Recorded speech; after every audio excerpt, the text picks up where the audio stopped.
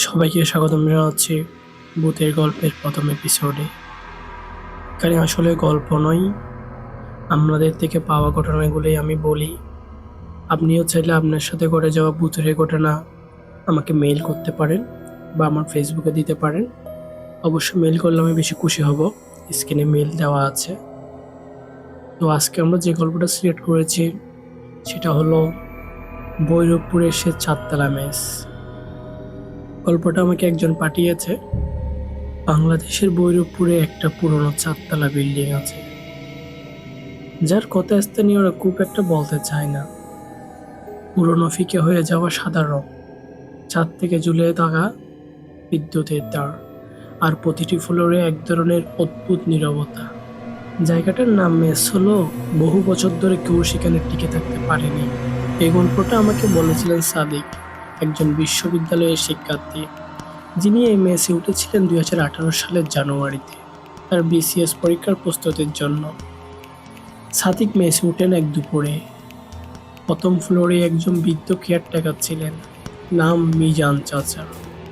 কিন্তু আশ্চর্যের বিষয় হলো পুরো চারতলা বিল্ডিংয়ে তখন কেবল সাদিকই থাকতেন। বাকিরা চলে গেছে, বলেছিলেন মিজান চাচা। সবাই পরীক্ষার জন্য শহর ছাড়তে হয়, কিন্তু তুমি বইয়ের কিছুই মনে করো না। প্রথম 2 দিন কিছুই হয়নি, কিন্তু তৃতীয় রাতে সাদিক হঠাৎ ঘুম ভেঙে দেখতে পান ঘরের দরজাটা একটু খোলা আর বাইরে দিয়ে লালচে আলো ঢুকছে। তিনি ভেবেছিলেন ভুল দেখছেন, কিন্তু পরদিন রাতে আবার ঠিক রাত 3টার দিকে ঘরের জানালার পাশে খারজেল ছায়া দেখা গেল। তিনি উঠে জানালার দিকে এগিয়ে যান, আর তখন স্পষ্ট শুনতে পান কারো গলা, যেন কেউ গুনগুন করে কোরআনের আয়াত পড়েছে, কিন্তু শব্দগুলো ছিল বিকৃত। সাদিক জানালার বাইরে তাকাতেই কিছু দেখতে পান না, তবে ঘরে ফিরে এসে দরজা লাগাতে গিয়ে দেখেন ঘরের ভিতরে টেবিলের উপরে ছোট্ট একটা নোট বই পড়ে আছে, যেটা তার নয়। নোট বইয়ের পাতায় লেখা ছিল, আমি এখনো এখানে আছি, আমাকে বের করার চেষ্টা করো না। এরপর শুরু হলো জিনিসপত্রের নাড়াচাড়া। বইগুলো মাঝে মাঝে ছিটকে পড়তো। বাথরুমের পানি এমনভাবে চলতো যেন কেউ ভিতরে গোসল করছে। সবচেয়ে ভয়ঙ্কর ছিল এক রাতে, যখন সাদিক দেখেন ঘরের আয়নায় কেউ দাঁড়িয়ে আছে, অথচ পিছনে কেউ নেই। তিনি সেই আয়নাটা চাদর দিয়ে ঢেকে রাখেন, কিন্তু ঘুমাতে যাওয়ার পর সকালে উঠে দেখেন চাদরটা ছিঁড়ে পড়ে আছে।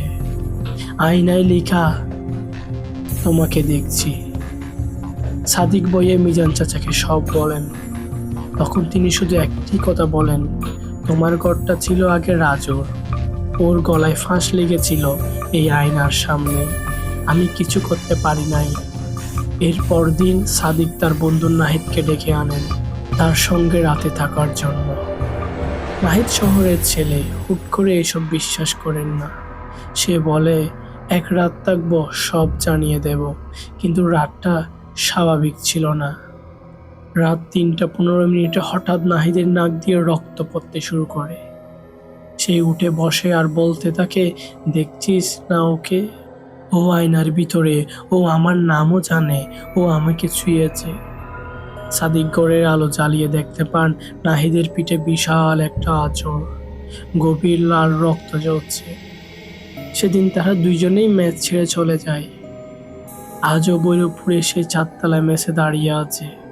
কেউ ভাড়া নিতে চায় না, কেউ সাহস করে এক রাত থেকে সকাল হয়ে পাগল হয়ে ফিরে আসে, নয়তো কোনো স্মৃতি হারিয়ে ফেলে। লোকেরা বলে রাজুর হত্যা সেখানে এখনো আটকে আছে, কিন্তু শুধু সেই নয়, মেসে যে কয়জন আত্মহত্যা করেছে তারা সবাই এখন সেই বিল্ডিংয়ের দেওয়ালে, আয়নায়, জানালার কাছে লুকিয়ে আছে। তারা অপেক্ষা করছে কারো আবার ফিরে আসার। তো গল্পটি শুনে তোমার কেমন লেগেছে বলো।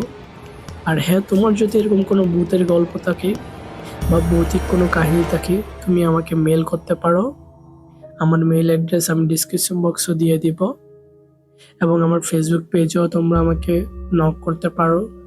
তোমার সেই ভৌতিক গল্প আমাকে পাঠাতে পারো, আমি সেখান থেকে সিলেক্ট করে তোমার গল্পে হয়তো পরের পর্বে নিয়ে আসবো। এটা ছিল ভৌতিক গল্পের এপিসোড 1। গড।